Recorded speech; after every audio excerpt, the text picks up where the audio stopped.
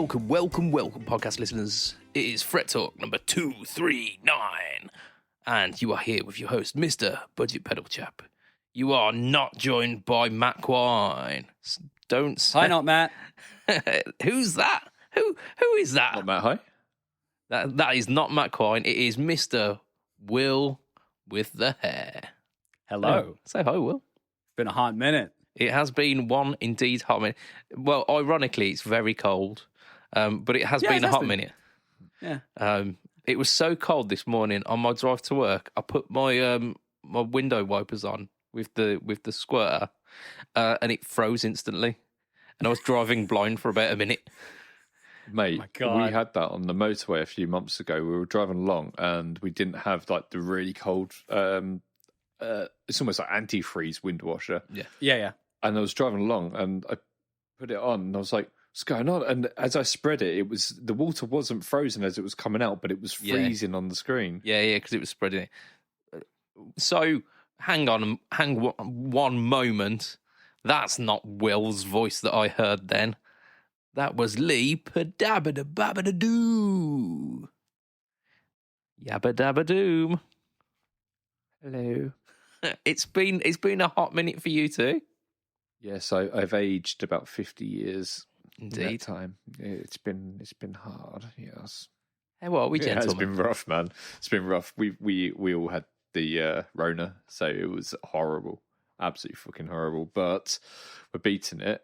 It's hanging on a little bit though.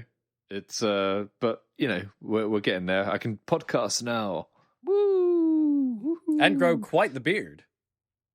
Yeah, just it was less kind of growing and more just not doing anything.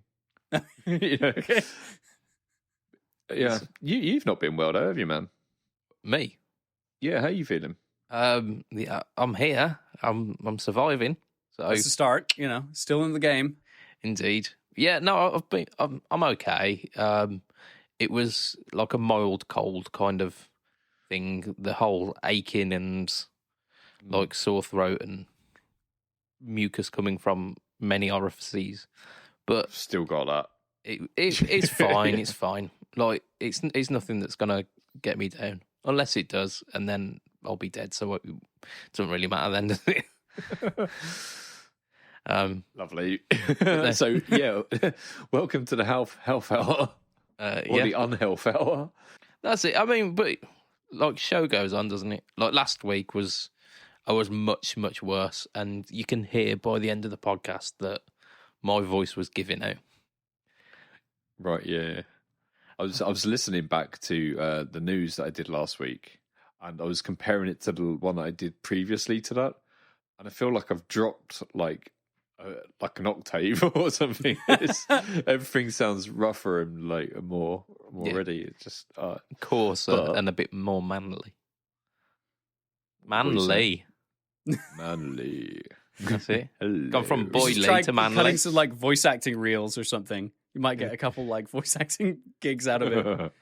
This is how you drive the Ford F-150. This is how you drive me crazy.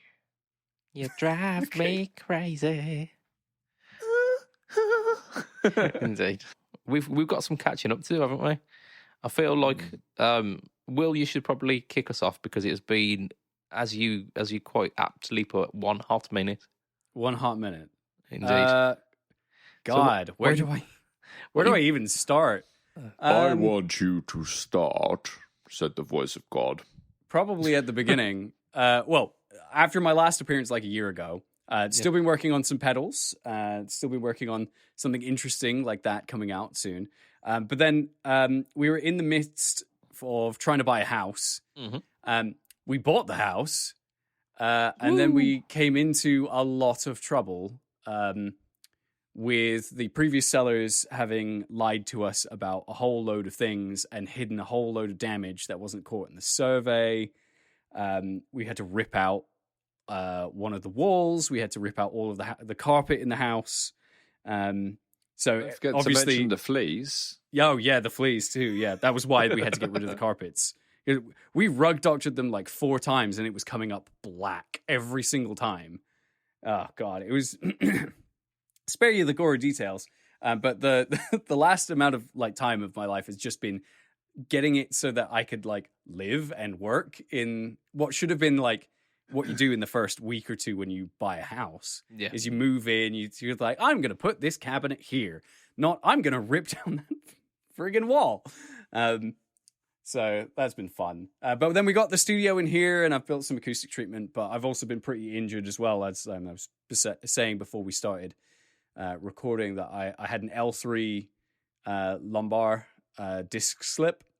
So anyone who's had real trouble with their back or had disc slip can understand that. And I've had to downsize all of my music gear because I can't carry anything heavy anymore. Before we started, I jokingly asked my wife if she wanted to join us. She works in a medical field. She really should have, shouldn't she? Yeah, probably. Yeah. Yeah, that would have been nice. But yeah, I had to sell my 2x12 cab, gone to the tiny Victory 1x12. Oh, man. But yeah, so otherwise things have been, going okay. We're just sort of still recovering. We've done about 40% of the house is livable. So we've got 3 rooms. Like, we've got somewhere to sleep. We've got a temporary living room because we haven't started the living room yet. And then the studio here, which, though, the light did just break. So, swings and roundabouts. But we'll get there. I'll fix that in a bit. Get some more Wagos. You've also been doing some bandy band stuff recently, haven't you? Oh, yeah. So we'd actually finished that music video before we bought the house. Oh, nice. And in my infinite wisdom, I was just like, I'll be all right. We'll move in, and then I can put that music video out after like a couple 2 weeks when everything's calmed down. Several months later, yeah, I wouldn't recommend buying a property during the pandemic to anyone. It was not a good time. Yeah, I will second that. Yeah, I'm sure. But it's just nice to be on with you guys, finally have some free time. So yeah, it's like we've been talking throughout the whole thing. It's just you've been really busy. Yeah. Yeah, it's not like we've just been ignoring you. You've been dead to us because you're not being on the podcast. Yeah. Though usually we do the section of like what have you been checking out this week, or like what gear have you been messing around with.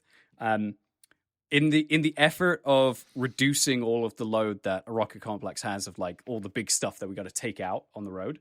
Yeah. We used to have this huge 10U rack that we'd bring with us with a laptop, in-ear sends, like a bass amp where we'd reamp the bass live, and stuff like that. But obviously, I can't lift that anymore. So we were like, okay, well, what are we going to do? And I found that you can actually load a single stereo file onto a Boss RC5. On one side of the stereo file, you can have all of your backing track with a click, and that goes to your in-ear. And then the other side can just go to front house. So one Boss pedal got rid of one 10U rack. I mean, it's Boss are amazing. The company that keep on giving, aren't they? I know, right? So, I've got one of those.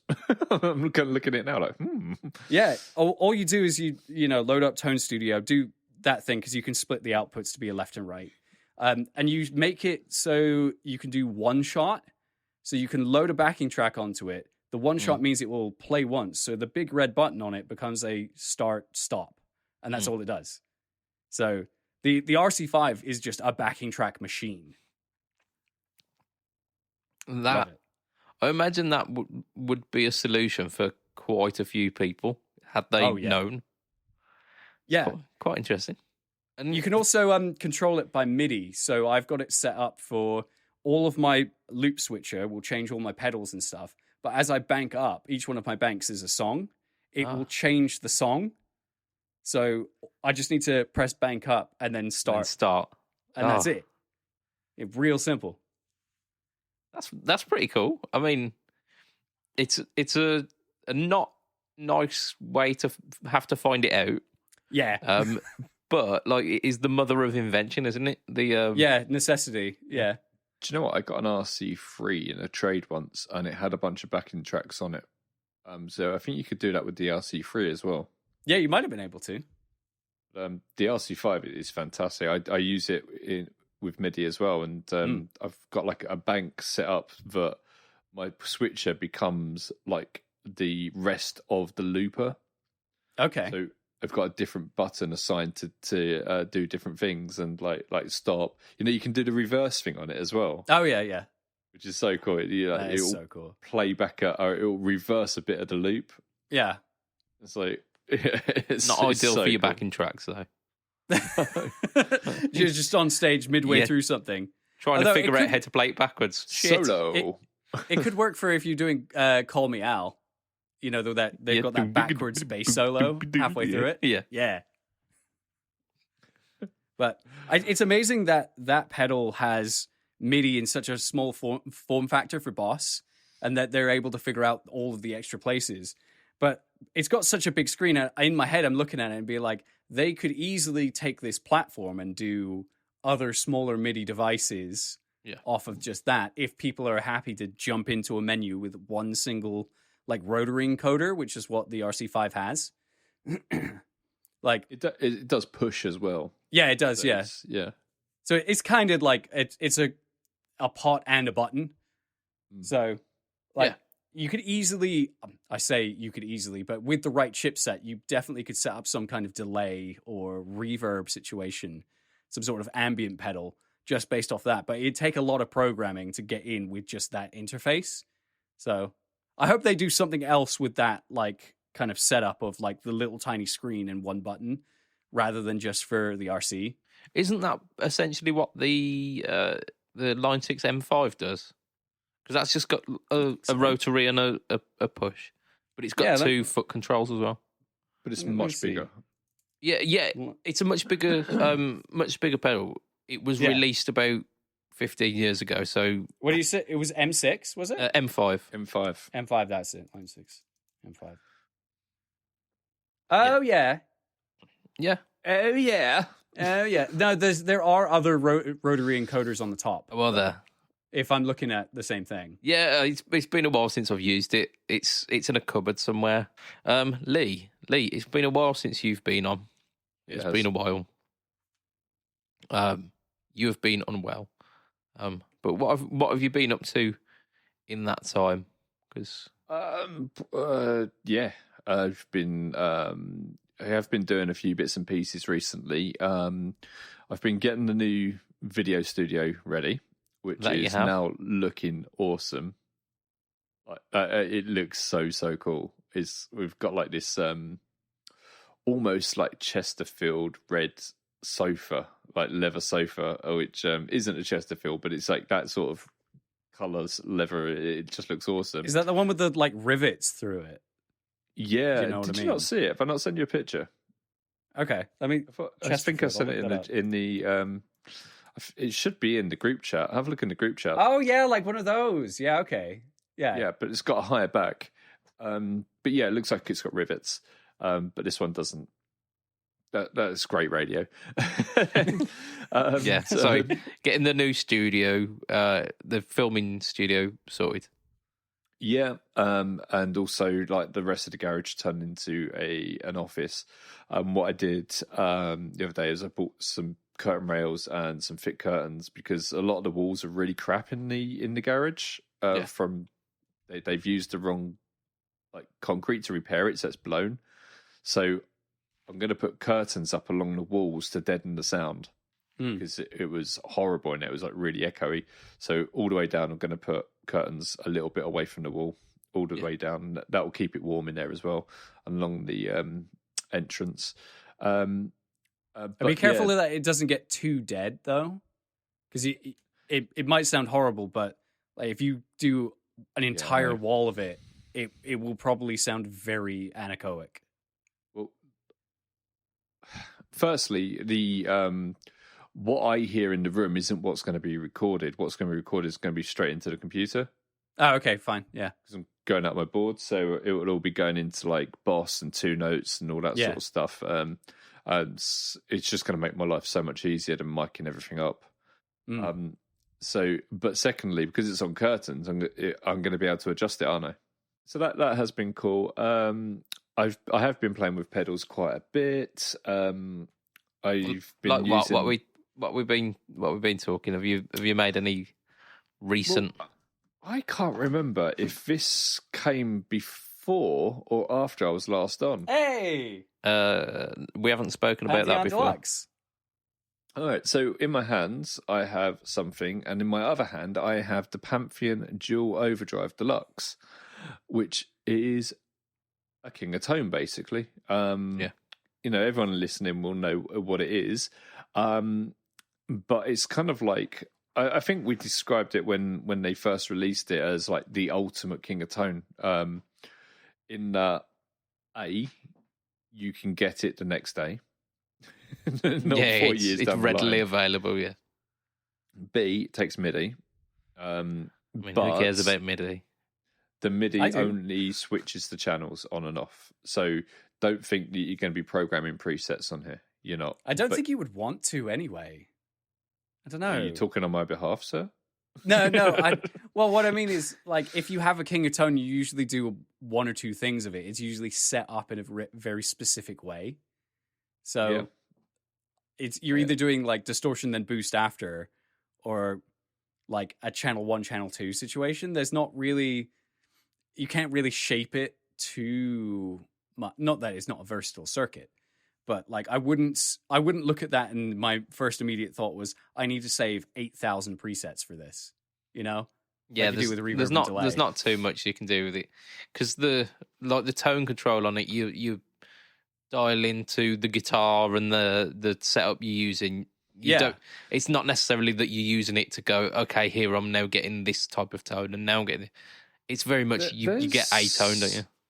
I know what you're saying about the tone control, but there is another control on here that is more specific to your rig, which is the presence control. It's global. It's in the middle here.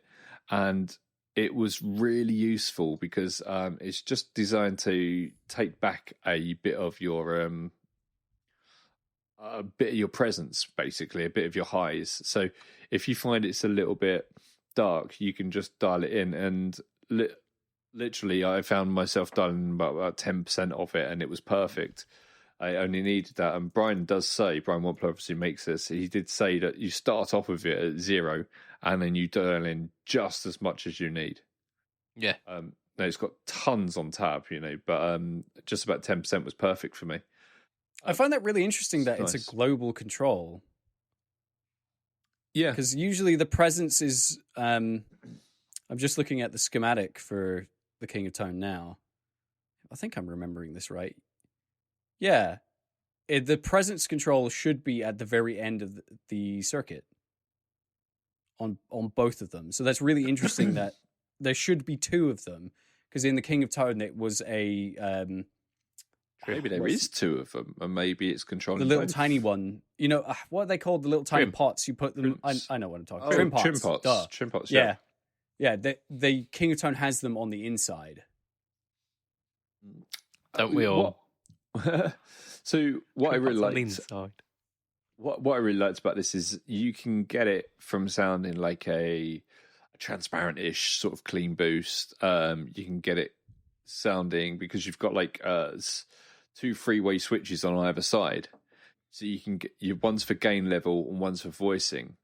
You can make either side sound really high gain if you wanted to, and what most people do is a lower gain, a medium gain, and then when you put them on together, you get your high gain. And they're all voiced, so it all kind of like sounds like you, if you sound like this. And it's really, really cool. I like it a lot. I like that it's got the 4 jacks on it as well, so you can run either side into two loop like switcher positions on your loop switcher. Oh yeah, so that's so cool. So you can order switch then as well. Yeah, exactly. Yeah. You have got a button on here for order switching, but you can't. But then you can switch do that it. You can do it externally then, rather than I having. would prefer the 4 jacks over having one of those switches any day, because then you can put anything in between them. Yeah. Well, yeah, exactly. So you can stick a flanger in there if you want to. Because that's Just treat it almost like an effects loop. Yeah. I'll tell you what is nice on this in terms of design. I was talking to Stuart Tate about this earlier. Can you see the LEDs? Can you see how... they're They're countersunk. Yeah. Yeah. I think that's a really cool design. I've got the Terraform on my board, and that has the same thing. Same size, yeah. I don't think that's an off-the-shelf case. I think that case is custom made. No, I think it's exactly the same as. No, actually, it isn't. I've got the Hertz from Latent Lemon here, and it looks identical. But when I put them up against each other, the Latent Lemon is a little bit taller. Yeah. So yeah, you might be right. The Terraform is a custom folded case, but that seems to be extruded like all of the the standard Earthquaker JHS style of those cases. They extruded aluminium. Yeah. In terms of tones, it's great. Really, really good. It's taken the OD200 off of my board. Really? Which has been on my board for ages. The main reason it took it off the board was because it was a great contender to swap it out, and I wanted to have it on there for a while and try to see if I do want to replace the OD200 with it. I think I might. I do think I might. However, there is something coming out this month that may replace this, which is the Kernan Ridge, which we spoke about fairly extensively. Yes, yeah, the MIDI controlled, like everything gain stage. Yeah, yeah, it's all gain stage. Yeah, exactly. Yeah, so, like an analog version of the OG200, isn't it? Basically. Do we know if you can do presets on that, or is it just off on? One preset. One preset. Okay. One preset. Yeah. Which is interesting. I wish they had have added more. There is space on there to add more, but they've had such a hard time in getting parts just for what it is. I'm kind of glad that they didn't as well, because it was supposed to come out in January. Yeah. It's been such a massive problem, the parts shortage. There are ways that you could do that with more readily available chips, but if you've already done the programming for your controller on one specific chipset, it may not translate to another one. So you might be kind of stuck with just the one. But there are ways where you could get it, like even on as simple as an Arduino, to be able to save the positions of your pots. But then how do you get into doing all that? I prefer just sticking with analog. About now. We don't know what you're saying. Of course. Up. I know what Arduino is. Of course you do. Of course you do. It's like a Raspberry Pi. Yeah, but it's cooler. it's like a core module of it, isn't it? It's it's like it's a standard small part of the because standard controller. Right. Okay. Sure. Yeah, but it's definitely veering off the course of guitar enthusiasts now, isn't it? This is the thing. When you become a pedal builder, you just kind of go off the rails, nerding out about electronics. Says the man who's made one pedal and hasn't even released it. Yeah, well, I've had problems in the meantime. That's my next project now. But this time with Passion music video is out. The next project is getting people in a room in a studio playing the pedal, and that's going to be the marketing videos. So cool. It'll happen. Cool. Yeah, I'm really looking forward to that. Actually, I'm looking forward to seeing it, man. Yes. I've A/B'd it constantly, because you second guess yourself all the time with everything you make. It's like, is that good? Is that good enough? And then you A/B yourself versus other blue over driver pedals from Japan. Yes. I mean, and you compare yourself with. There are definitely a few out there. So of those super large mod style pedals. And then you go no, I'd always pick that one. Yeah. So, and I've had other people do that same test, and it always blows me away when someone says and tries it. They're like, "That's really interesting." Yeah. I mean, it's a good circuit, as a starting point. That particular drive pedal. Yeah, that particular blues over driver. But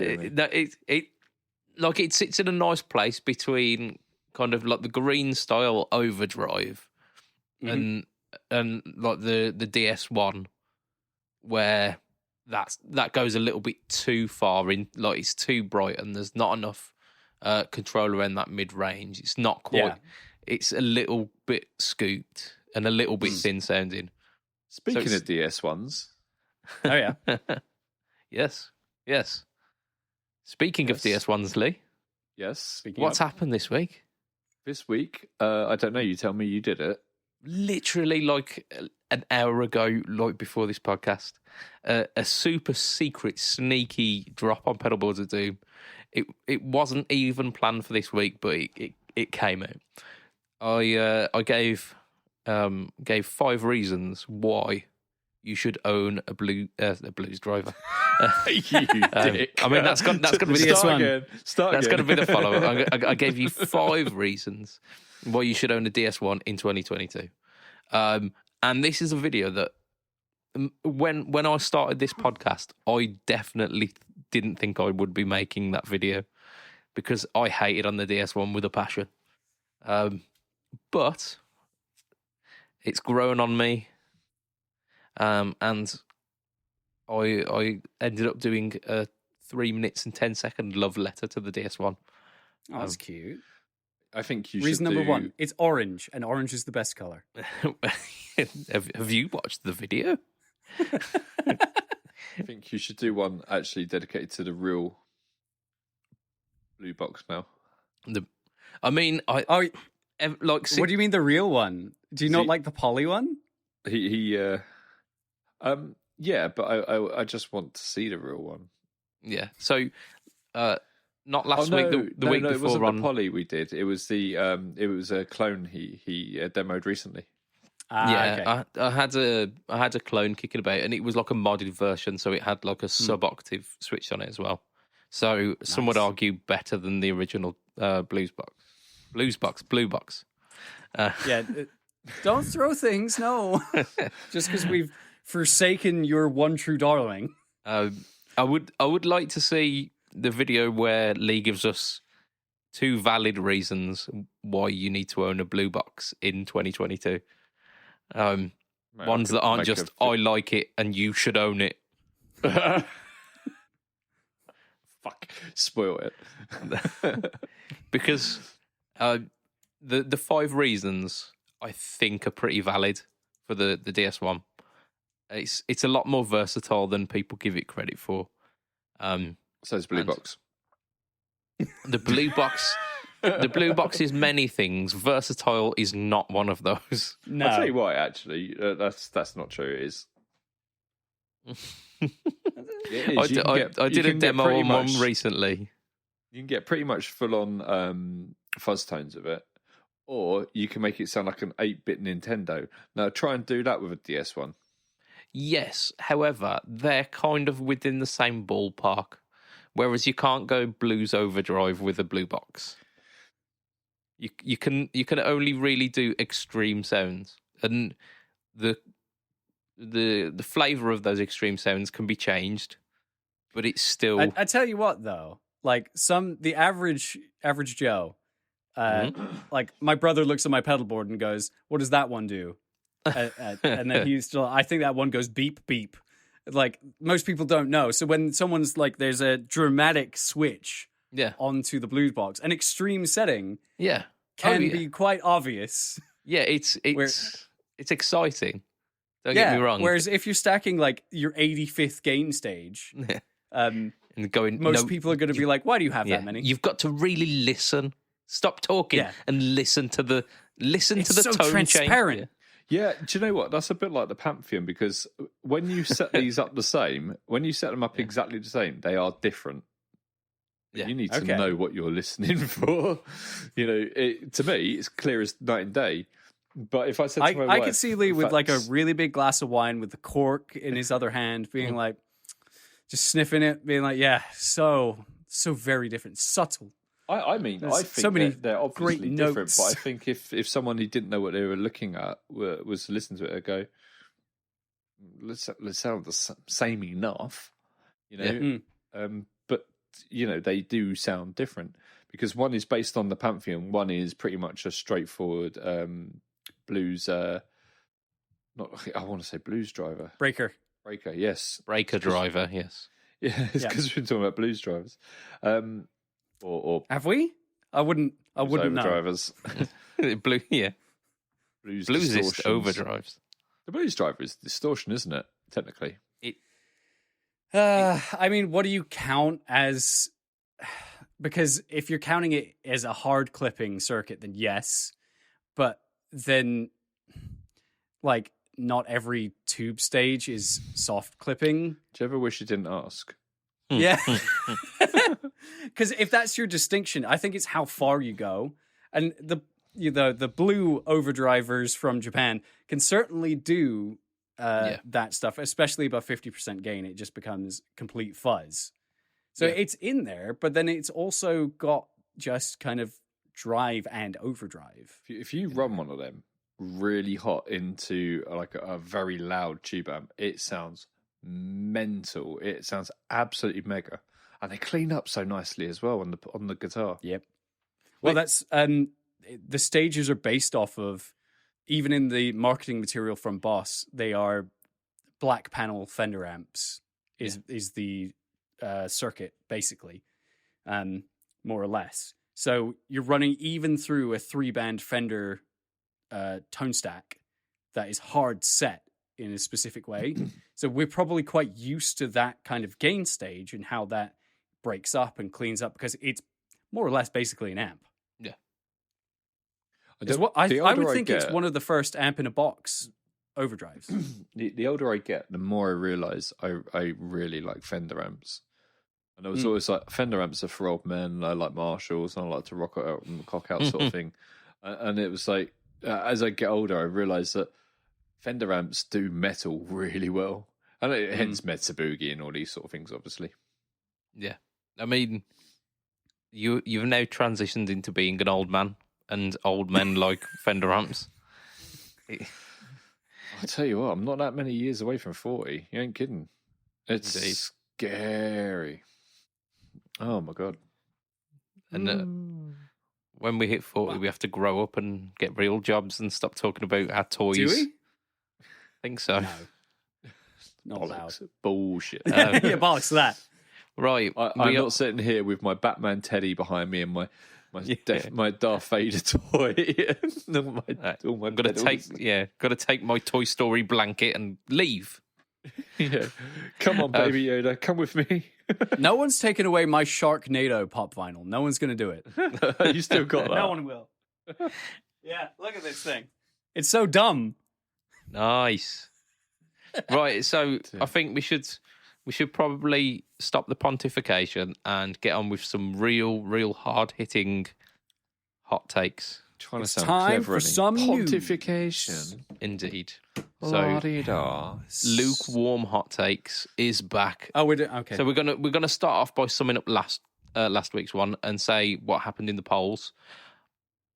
It was a lot closer than I thought it would. I thought I would be absolutely trounced last week, and people unanimously voting that Maiden were better. But in our official poll, not the one that you put on your Facebook, Andrew Bimson, on the official poll,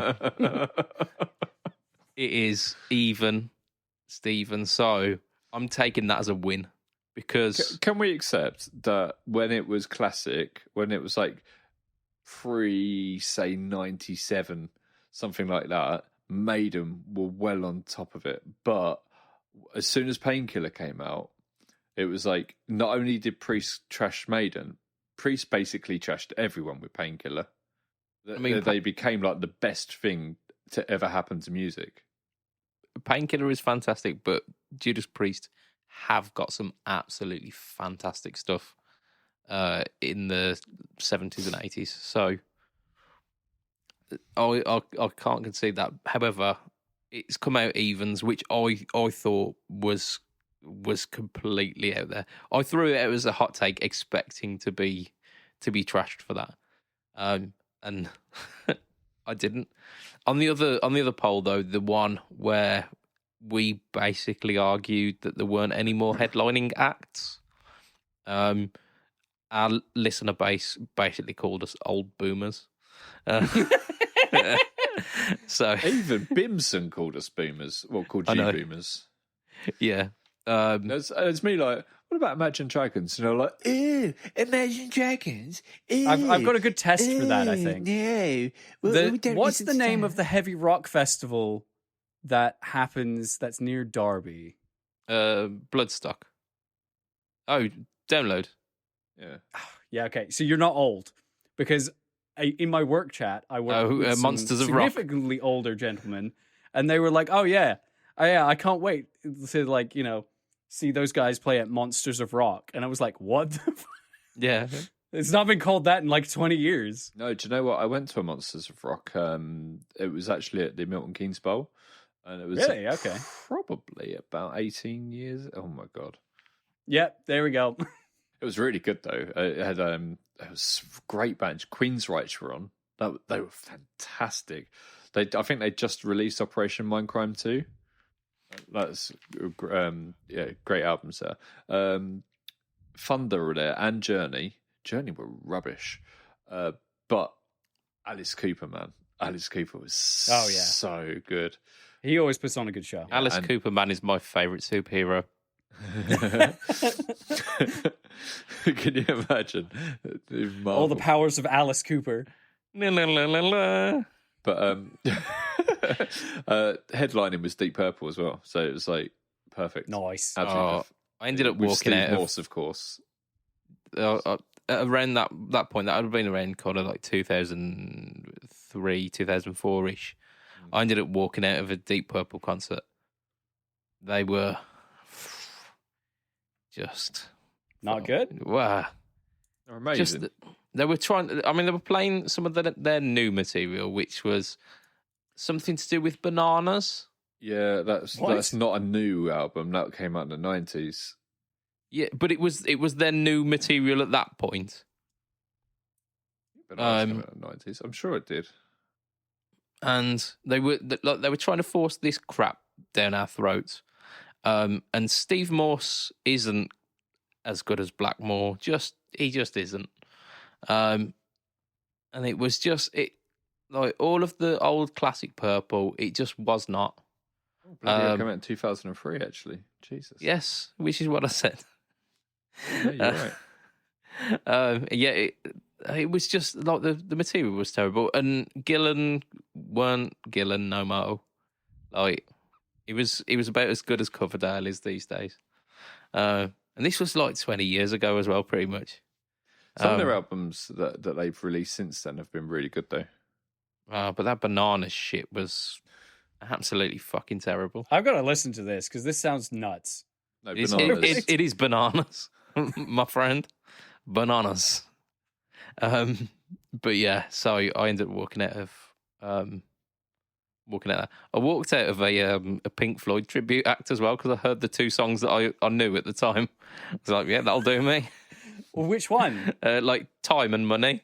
They played them. No. What was the cover band? I can't remember. They were really good though, to be fair. But like the Aussie Pink Floyd are really, really good. I saw them. It weren't them. It was like a more local version. But they were really good. They put on a great show. But I just did not give Pink two Floyd shits for local people. Yeah, I didn't give two shits about Pink Floyd apart from those two songs. And it wasn't like a tribute gig just for them. There was like a Fleetwood Mac tribute before them as well, and I went really to see that. So I stuck around and saw like the two songs that I knew, and was like, it's not going to get any better than this. So law of diminishing returns says I need to leave now. So I just walked out. Man. Oh, no, it's horrible, isn't it? It was fantastic. I mean, if it works for you, it works for you. I mean, but most people are like that, though. Most people want to listen or see one or two songs from an artist and just don't care. Yeah. Like, about any of their other material, and they're just bored for the other hour of the show. I want to see people like decent musicians playing. Yeah, same. Hear good tone. But the average Joe is happy enough to have something like X Factor, and that's their experience with music. I mean, I can't say that was my experience at the time, but I was there to get drunk. and At least listen. you're honest. Yeah, and listen to the tune. And I'd already at that point had enough drink to be satisfied. And I heard the 2 songs that I knew. I was like, it ain't getting better than this. This is the best point to end the night. I'm off. And the venue sold hot pork sandwiches as well. Like with What? Oh, this sounds like an amazing venue. Oh, Where was it? It's the Robin in Bilston. It's still a fantastic venue, and once you're absolutely tanked up after the tribute act, there's a little hot pork bap van. Was it like a burger van out back, or is it like in the pub? It's at the exit as you leave, so they've got it down to an art. Most people sell T-shirts. Yeah. Merch doesn't exist in the Midlands, it seems. Merch. The merch is all in the venue itself, so you can buy the merch if you want, but they know exactly what's going on. You're getting in there, you're getting tanked, and then you come in out of this one exit to the car park. There's the hot pork sandwich area. You fill yourself a whole up. area. Yeah, it's got like paint on the floor and specifically says hot pork sandwich. I mean, I think that was another Deep Purple album. Hot pork must be, yeah. That was their follow-up to Bananas, and it was better. Actually, the one after that was Raptured or Deep, and that was a fucking good album. I think we've veered off just a little bit here because we were going to talk about a hot take. Go on, then. We're talking about hot pork sandwiches. So this is one that I expect to be absolutely slaughtered with here. I imagine that you're going to put up quite a fight on the cast. And I'm probably going to be hung up in the Fret Talk podcast group itself. But go on, do it. I've got to do it, haven't I? I've got to do it. Right. Yeah. So the statement that I am putting out here this week is Randy Rhoads weren't the best Aussie guitarist.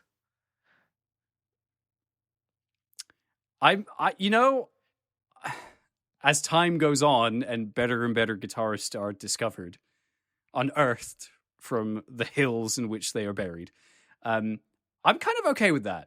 Yeah. Because, like, Mick Gordon, the guy who wrote the Doom soundtrack, is an amazing guitarist. Aussie. And I'm like, yeah, okay, I can see that. It's like, but then how do you rate it? Is it, like, more technical? Like, more toneful? Is toneful even a word? So, yeah, toneful. Like, I don't know.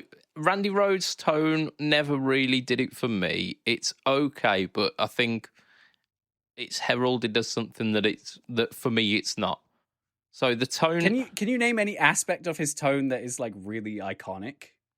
I think the bit of his tone that is really iconic is the absolutely like ninja precision double tracking that he does. Okay. Pardon me. I mean, it's not just that. You got to look at how he hang on. You don't mean Aussie in terms of like Australian. You mean of... Oh, my God. God damn, because that's what I thought you meant. Really? Aussie, as in... Yeah, that's what I thought you were talking about. And then I looked him up and I was like, I swear that guy's American. Not Aussie. No, Aussie as in Ozzy Osbourne. I thought he was having a son when he said this earlier. Oh, my God. Yeah. Oh, my dear God. So... Okay. Right. All right. So let's start that one again. Can we just start the section over again? No, that is staying in. That is staying in. Absolutely. I don't want this. Just let it happen.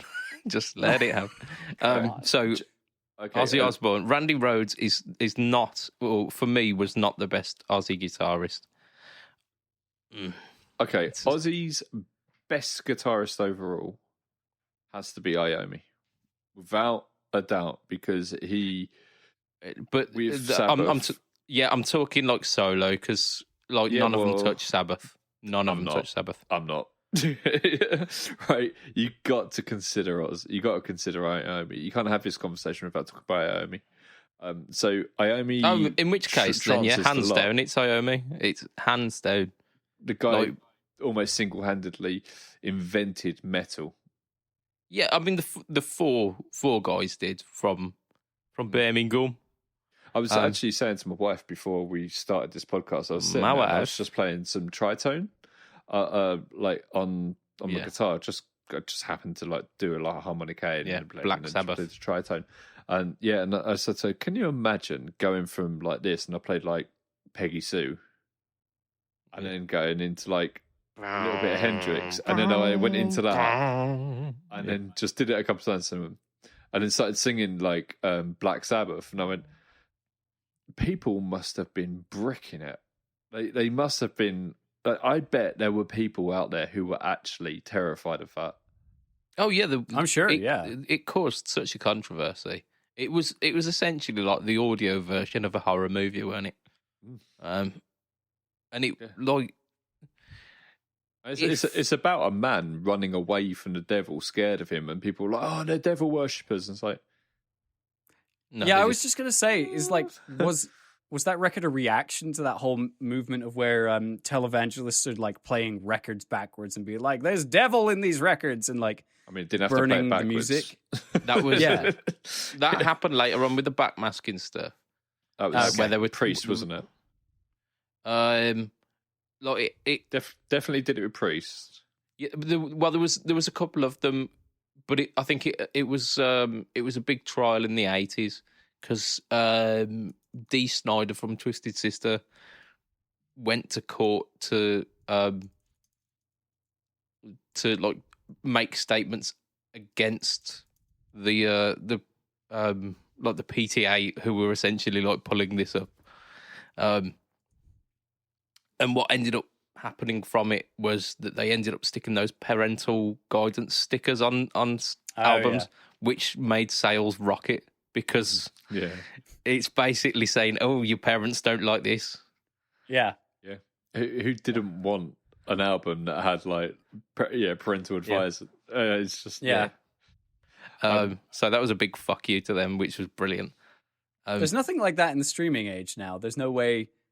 Because you have almost no interaction with the songs now. Well, like things like Wet Ass Pussy can exist, so and be huge on TikTok, which is an app mostly for children. Yeah, exactly that.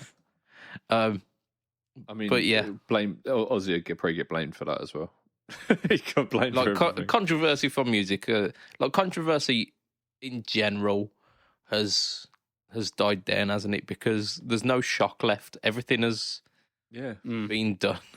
I mean, if a band brought out the equivalent of Black Sabbath today, it would go mostly unmissed. Well, yeah, it's no longer the heaviest or the loudest or whatever. But then was that the appeal? Because I don't think the appeal of that music was that it was the heaviest or the loudest. It was scary. Yeah, it was new and it was shocking. But the fact that like the pioneers of metal weren't just some like second-rate mediocre shit, and they got big because of the fact that it was shocking. Their music was fantastic. They did it right first time. That's like Jaws. On the face of it, it's just a film about a shark, and it's not. You know, it's like we've seen a lot of films about sharks which aren't good, but you watch Jaws, it is done so well. It's because you never see it. It's because the tension of you don't ever know truly what the danger is. That's what makes Jaws so good. Indeed, yeah. If it was like within the first 5 minutes you saw a giant shark coming at eating someone, you'd be like, okay. You'd be like, okay, we're done. Oh, it's Jaws 2, 3, and I'm sure other. Yeah. You know? Yeah. Or Sharknado, the premium shark.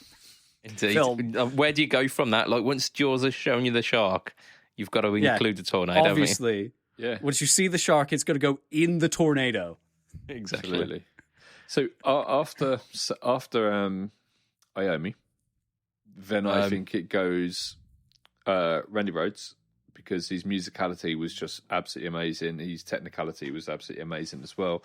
Then it's Zakk Wylde, because between him and Randy Rhoads and Iommi, you have how many like singers have had that many iconic guitarists that have sold that many guitars? Because these guys, people have picked up a guitar because of Randy Rhoads, Iommi, and Zakk Wylde. No one picks up a guitar because of Jakey Lee. No one. I mean, Jakey Lee does have a signature. no one has picked up a guitar because of Jakey Lee. They might have picked it up, but they put it back straight back down again, and then picked up a Flying V or picked up a Bullseye Les Paul. You know, it's you know, it just doesn't happen. And then you got Gus G as well. It's like no. But yeah, look, I'm saying anything after Zach doesn't really count, because the music that was made, like Gus G, like no one's really listening to the Aussie post Zach. And to be fair, I think the Zach era stuff just wasn't up to par. Like, Zach as a guitarist, I really like. He's got a very specific style, and you can tell Zach a mile off. I really like Black Label as well. I really dig Black Label Society. I think this is it. I think if you compare Iommi to Randy Rhoads, they are night and day. They're black and white. They're completely different. And then you compare Randy Rhoads to the few that, like the ones after him, and it was like, all right, but they're trying to be Randy. They're more or less around that same sort of thing. And then Zach comes along with his like size 11s on, and he's like, "Get the fucking way! Look, I'm gonna play some pinch harmonics here, and I don't give a fuck what you think about it." And that's basically what he did, and it was just great. It was just, I mean, he was amazing. unabashedly Zach. Yeah. But for me, Jakey Lee era Aussie is the pinnacle. I think Bark at the Moon is just an absolute masterpiece. Great song, great album. But really, really, really great. But I don't know. Blizzard of Oz, just. I mean, yeah, it put Aussie on the map, didn't it? And I'm not saying that Randy is a bad guitarist. I just don't think his stuff hits the mark as much as that J.K. Lee era. What do people learn to play first? Bark at the Moon or Crazy Train? Crazy Train, because it's easier. It's not easy. Bark at the Moon is fucking balls to the wall hard. I mean, the riffs, not really. But the it is if you do it properly. There's so between the like strange kind of upper voice chord changes, there's like these little articulations between the chords, which like Crazy Train, the riff to that, the is your like grade 1 guitar, my first riff kind of stuff. I don't know. It's not. No, it's not. That's you should go through the grades again, because there's absolutely like at least grade 5. It's not even off the nut, is it? You know, you're playing from one of the hardest places to play on the guitar. You're playing off the second fret. It's not. It's easy because you've been doing it for years. But if you look at it in like, it's not cowboy chords. No, it's not cowboy chords, but it's not like it's not far off those kind of first riffs that you learn. And you know that the where you're actually trying to get it to sound like a train. Oh yeah, like you're like and you're trying to get that rhythm in. That you know, it takes some doing, but people learn that shit not because it's like easy to play. People learn that shit because it sounds wicked. And it's better than Bark at the Moon. That like Crazy Train is not better than Bark at the Moon. Yes. I'm just straight up like the riff to Crazy Train is absolutely awesome. Like this, like awesome foreboding minor riff, and then it goes into the fucking happy. We're all fucking rainbows and pissing. And then where does it unicorns. Go from there? It goes into two killer fucking solos. But it always comes back to that fucking rainbows and jelly beans. I mean, it's got dynamics. I'm riding on a unicorn. It's got shade and light. It's there's a lot going on in that song. No, it's just like the juxtaposition of the chorus versus the verse. It's just so stark that it just doesn't make musical sense. I don't know. It kind of works. What do you mean It it kind of then works? I think this is why this is the hot It's a take. multi-million selling song.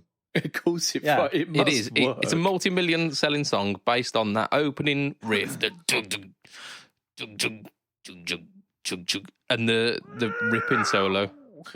That's when Zach comes in. We're like, This is why it's the hot take, and why the audience needs to go and do the poll, right? This is why they do need to bring in the poll. This is the other thing about Zach Wilde, right? He took those songs and generally made them sound better.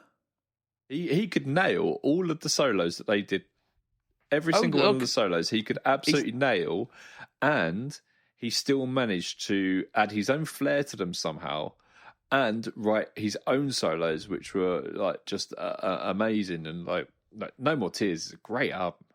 It's just fucking me out, mate. Zach Wilde No More Tears is awesome. It's ballady shit. A lot of No More Tears is like, okay, what about this, right? During the early 2000s, EMG were probably the highest selling pickup manufacturer out there. Like, everyone was buying EMGs. Everyone was buying like baggy jeans as well, and but people were buying baggy jeans because lots of people were wearing them.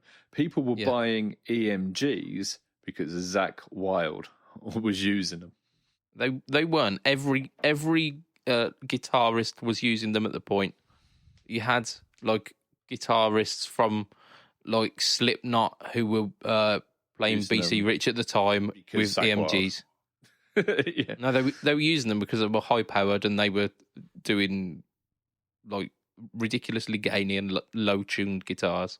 Same with like Papa Roach, and same with like God knows however many like of those like Godsmack and all of those kinds of smack. Oh my god, yeah. But they were all playing EMGs because that's what was available. Because people thought that you wanted a matte black Schecter down tuned to drop Q, and that's what was available. It weren't because of Zach Wilde. I think it was. Everyone I knew who wanted them. Lee's writing a strongly worded letter now. Well, I think the best Australian guitarist is. Indeed. Oh my God. Like, so who is your favourite Australian guitarist? Put it in the poll now. Yeah. We'll do the actual poll, and then in the comments of the poll, tell us who your favourite Australian guitarist is. Oh, it's got to be Colin Hay, hasn't it, from Men at Work? That's such a random I mean, pick. how would you know that? Yeah, it's pretty Mel Gibson. Mel Chibson as well. He's I mean, the only person I love that the only account. guitarist I can think of are the AC/DC guys, and obviously the Airborne guys. Really? Yeah. So it'd have to be Malcolm Airborne, and Angus. basically AC/DC light, aren't they? Right, we should probably do some news because we're over an hour. But there we go. Right, so Boss GX100. This is a product that I wasn't sure why existed. So Lee's going to explain to us why this exists.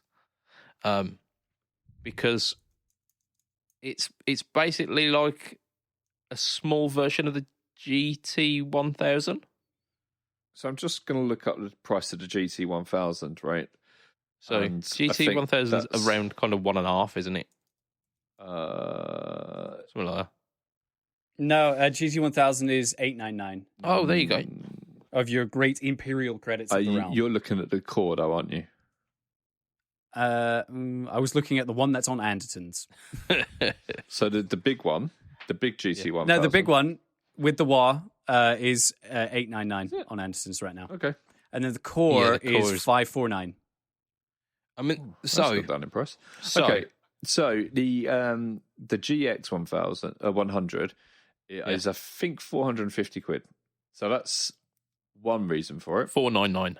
499. Okay. So It's a different essentially, shape. it's the same price roughly as the GT Core. Okay. Firstly, it's got this great screen on it. So you've got a Full very of touch screen, intuitive screen, which is absolutely fantastic. A bit like the Head Rush and these sort of things.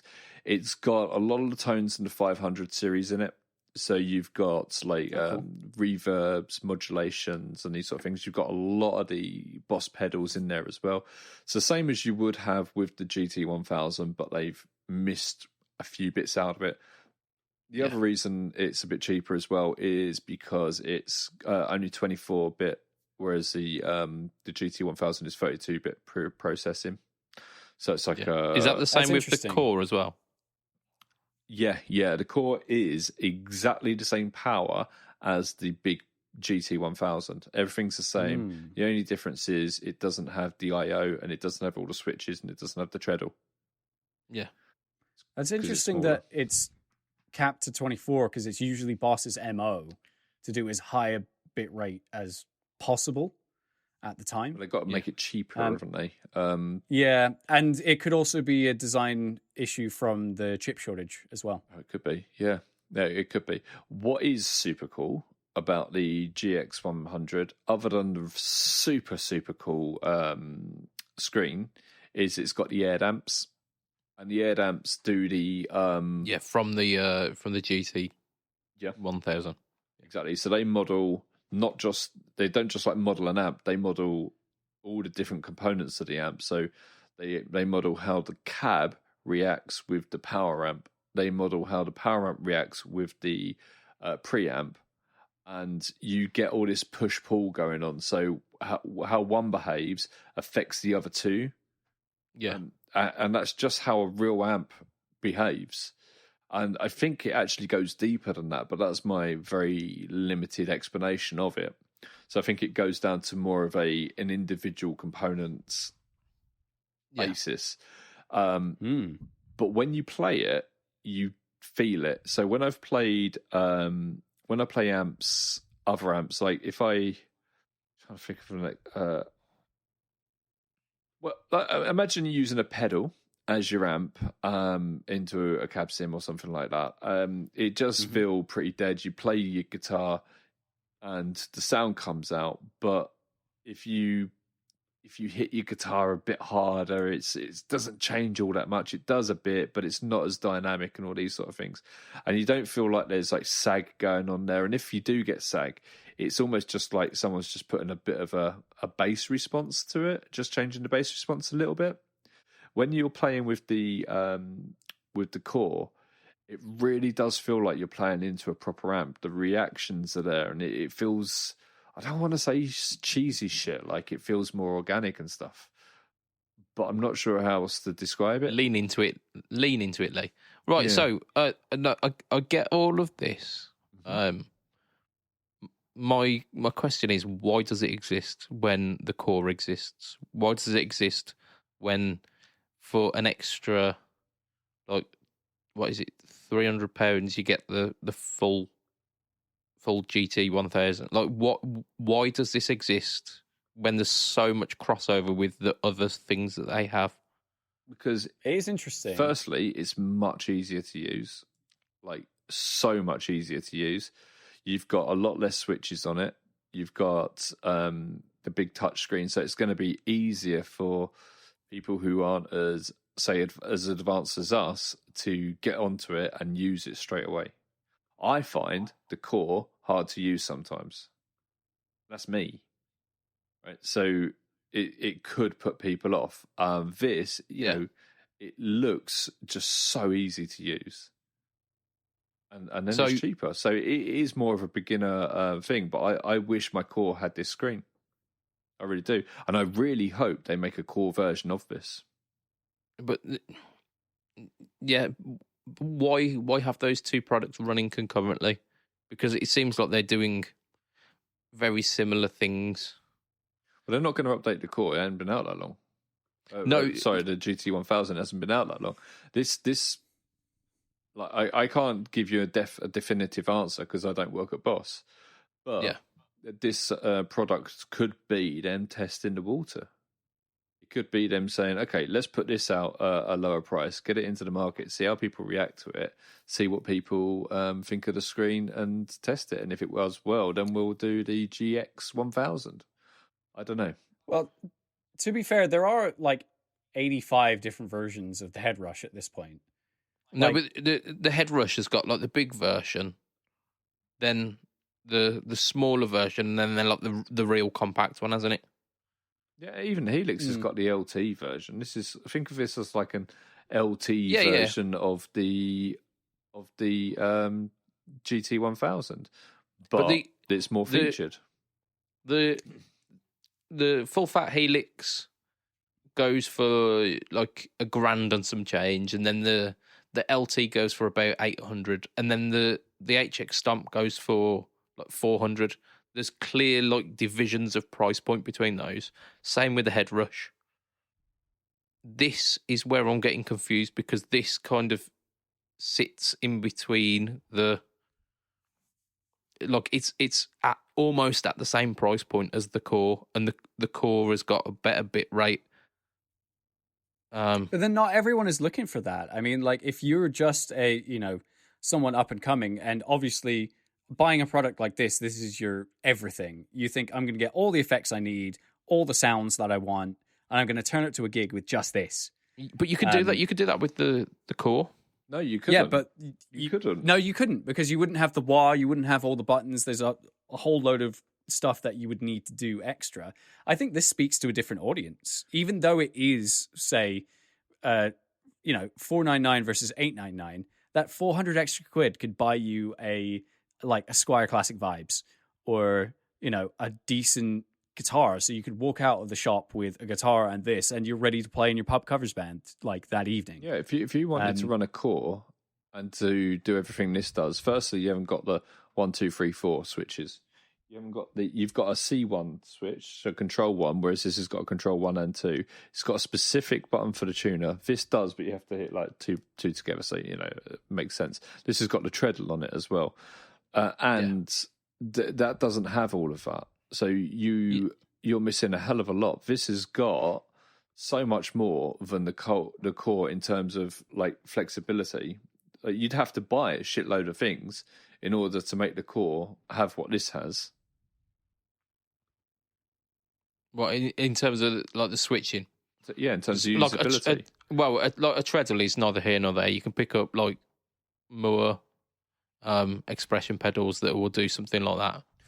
If I was working in a shop and someone came into me and said, look, I've got 500 quid and I want to buy a multi-effects, I'd be like, okay, look, if these were my two products, I was like, okay, do you want something that does everything for you, or do you have a board that you want to add something to?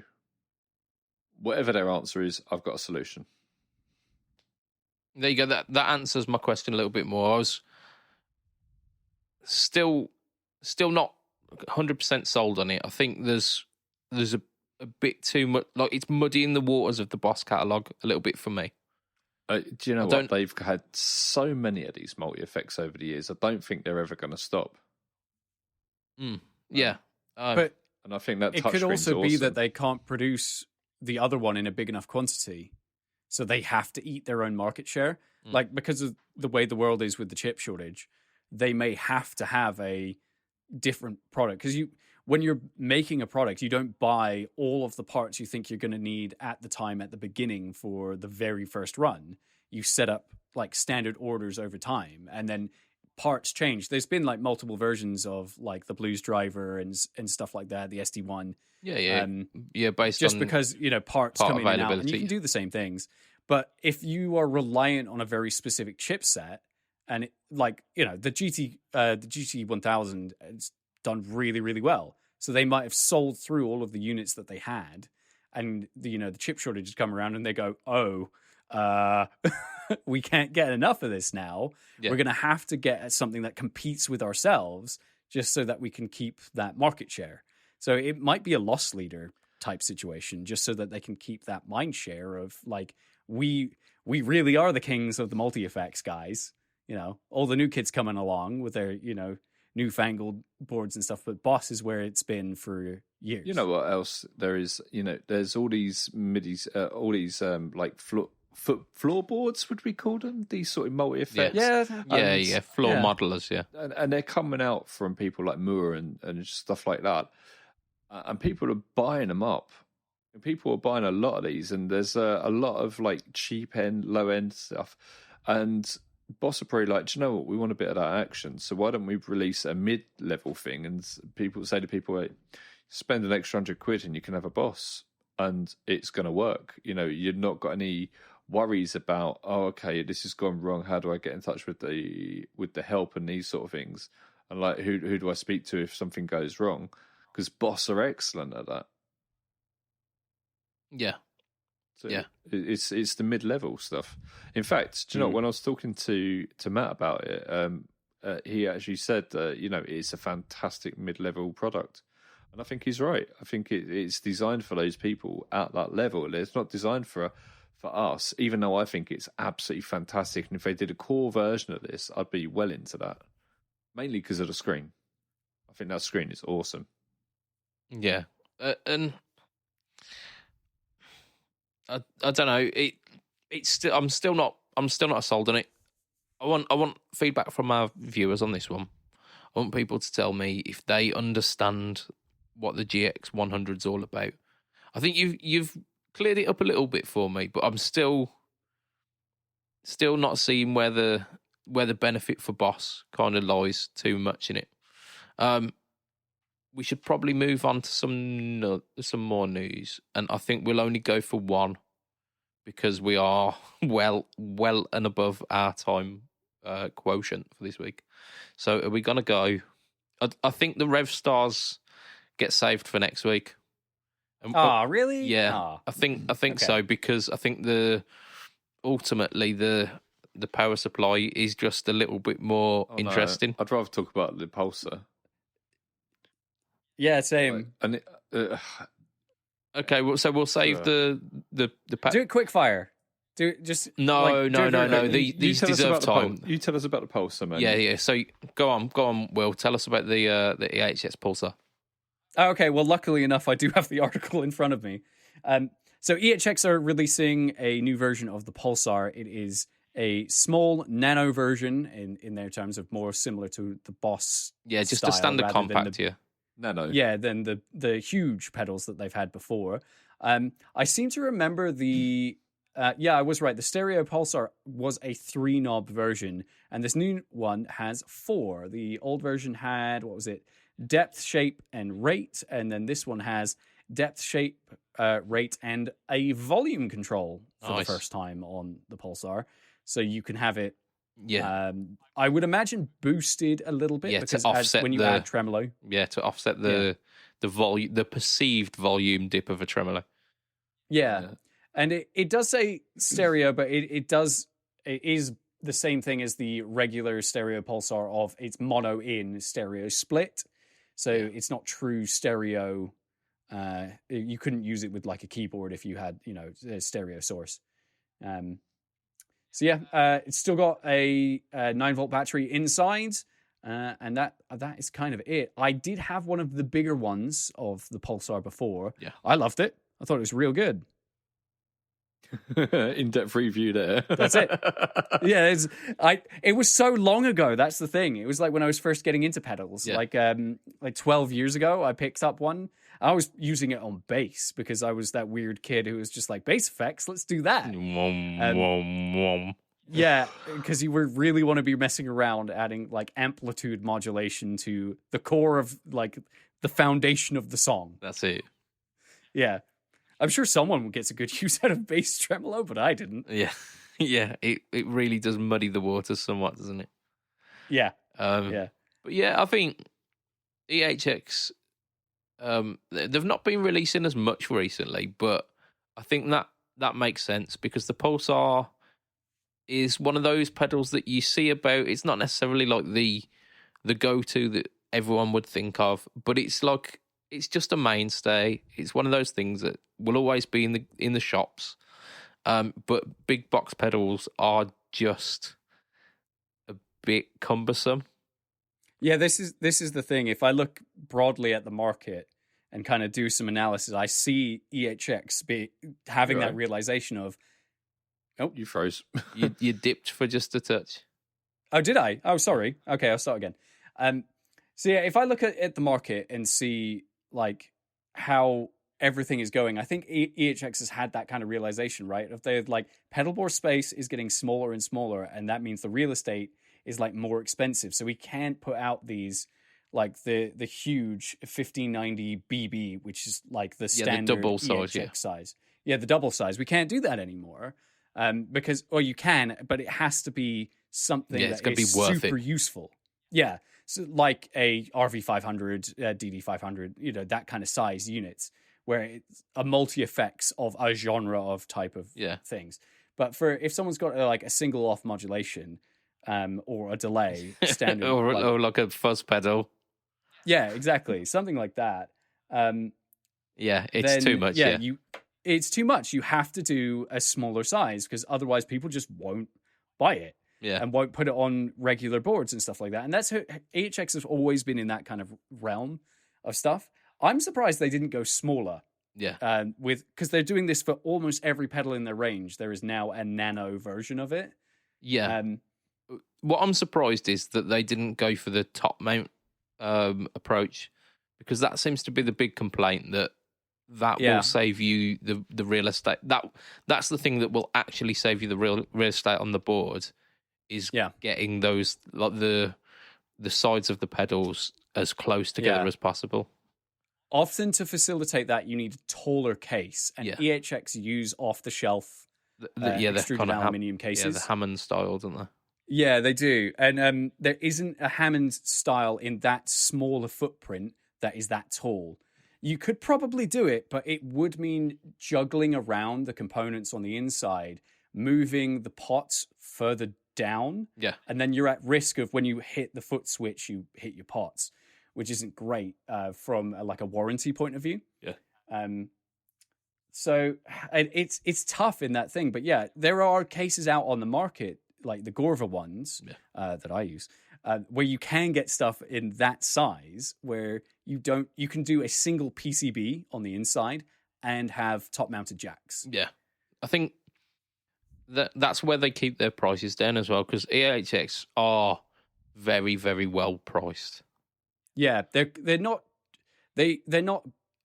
garbage choice of components that they're picking, but they are using cheaper stuff. Yeah, they're using the smart choices, aren't they?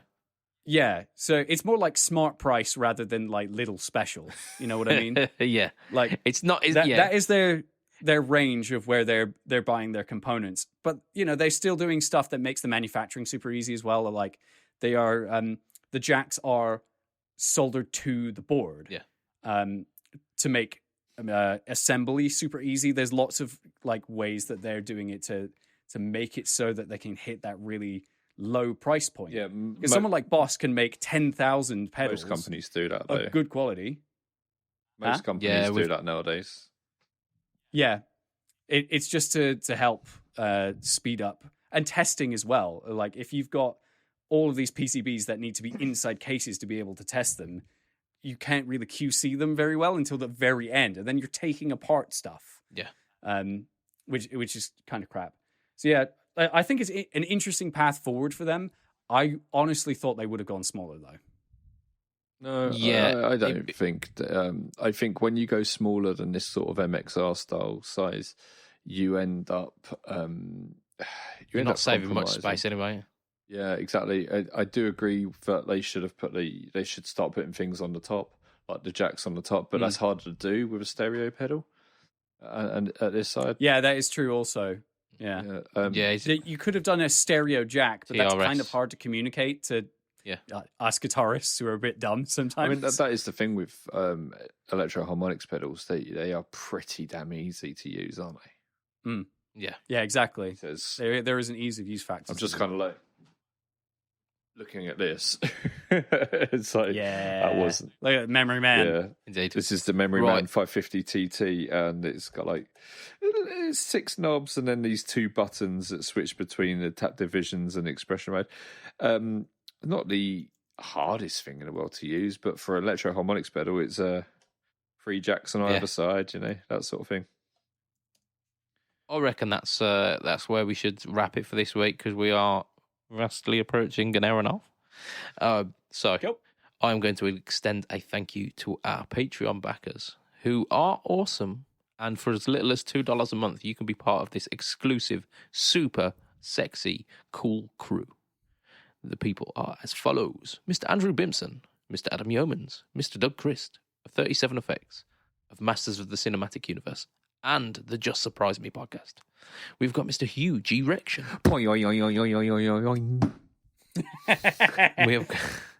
We've got Mr. Ben Fletcher of Fletcher Pickups, and we've got Mr. Brian Gower of the Tone Jerks podcast and of the Second Button podcast.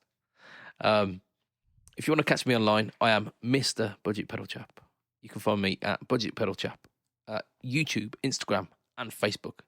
YouTube is the home to the No Talk All Tone series, and now the No Talk All Tone Versus series. What? This week is going to feature the Joyo Ultimate Drive versus the TC Dark Matter. Who will win? You decide. Lee, where can we find you online? Well, you can find me anywhere you want, baby.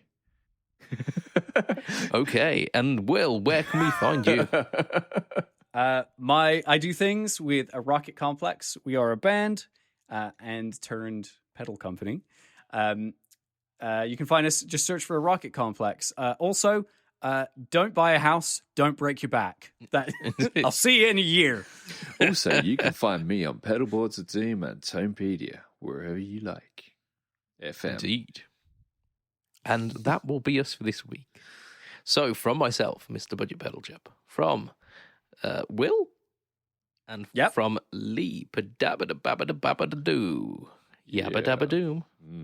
Bye, not Matt. It will be a tatty bye, and good night for this week. Bye. Bye. Oh, that's fantastic. That is staying.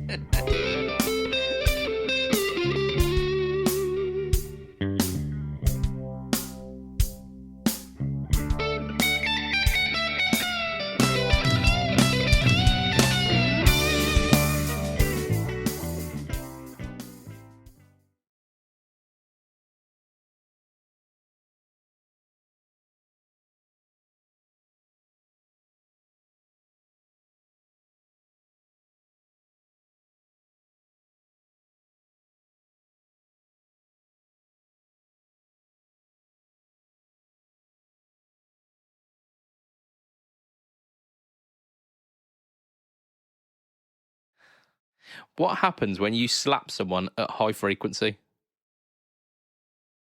I don't know. What happens when you slap someone at high frequency? It hurts. It hurts. I see. Because that's what you measure frequency in. Indeed. I mean, it's the joke. Whether you like it or not, it's the joke. I don't think Lee liked it.